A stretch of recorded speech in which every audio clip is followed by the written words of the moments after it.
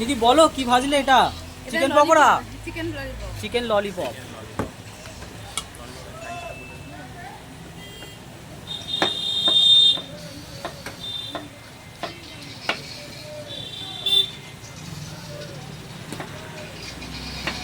দিদি কত মানে একদম পুরো খুব সুন্দর করে একদম রেডি করে দিচ্ছে আমাদেরকে। এটা খাবো আর এখন রিভিউ দেবো। এই যে দেখো দিদি দিয়ে দিয়েছে।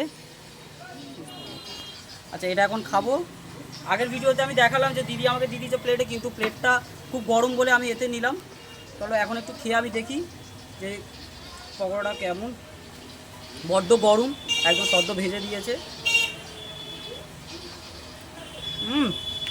দারুণ টেস্ট, দুর্দান্ত টেস্ট।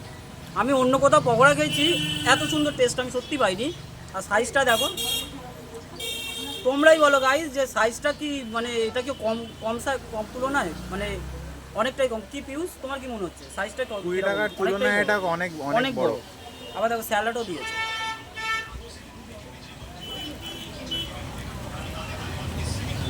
গাইস তোমরা একবার আসো কিন্তু চৈতালি ফুড স্টপে, ফাস্ট ফুড, তাই তো?